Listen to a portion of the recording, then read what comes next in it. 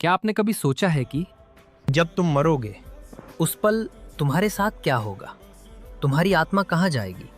और सबसे बड़ा सवाल, तुम इंसान बनोगे या किसी जानवर की योनि में चले जाओगे? हर इंसान सोचता है मौत के बाद क्या होता है, लेकिन बहुत कम लोग जानते हैं कि मौत अंत नहीं है।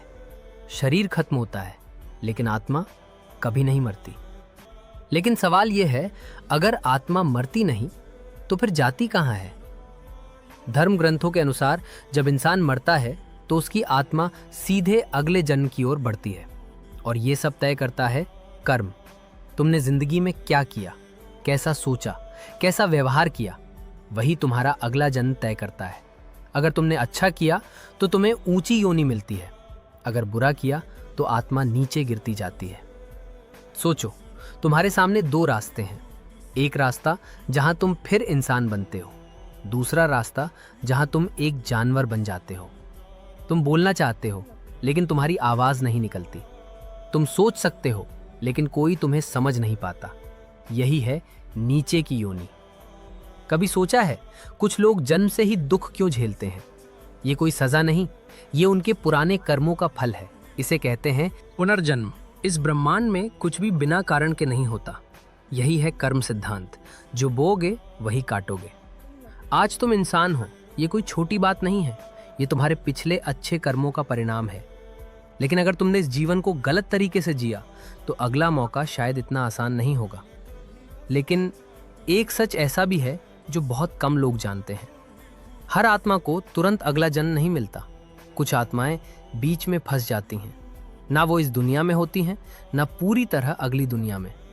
उन्हें कहा जाता है भटकती आत्माएं। ये आत्माएं क्यों भटकती हैं? क्योंकि उनके कर्म अधूरे रह जाते हैं, या उनकी इच्छाएं इतनी मजबूत होती हैं कि वो छोड़ नहीं पाती।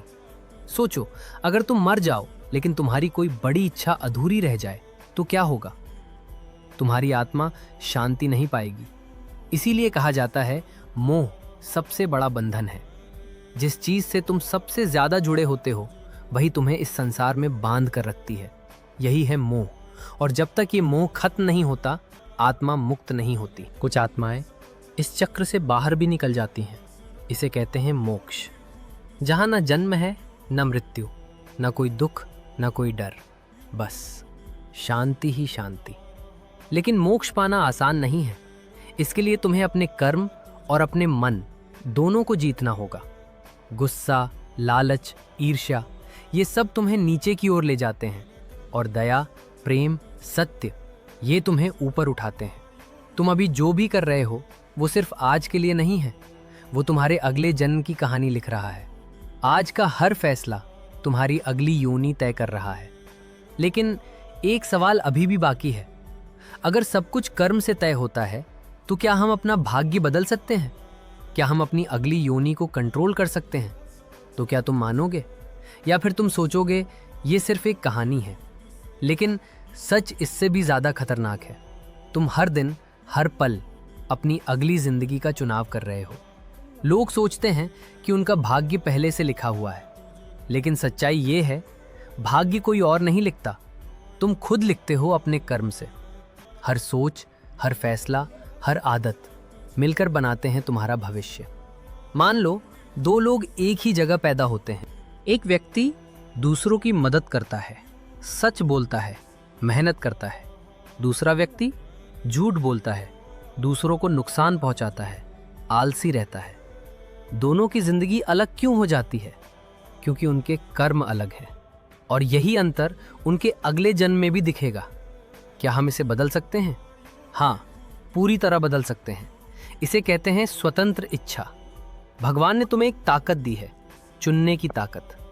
तुम हर सिचुएशन में डिसाइड कर सकते हो सही करना है या गलत। अगर तुम चाहते हो कि अगली बार भी इंसान बनो तो आज से ये 3 चीजें बदलो। अपने विचार शुद्ध करो, अपने कर्म सही करो, अपने मन को कंट्रोल करो। यही तुम्हें ऊपर उठाएगा, वरना धीरे धीरे तुम नीचे गिरते जाओगे। याद रखना, तुम्हारी अगली योनि कोई भगवान तय नहीं कर रहा, तुम खुद तय कर रहे हो। आज जो तुम सोच रहे हो, जो तुम कर रहे हो, वही तुम्हारा कल बनने वाला है। इसलिए आज से ही बदल जाओ। अगर तुम अपनी ज़िंदगी बदलना चाहते हो तो अभी इस चैनल को सब्सक्राइब करो, क्योंकि यहाँ तुम्हें वो सच मिलेगा जो कोई नहीं बताता।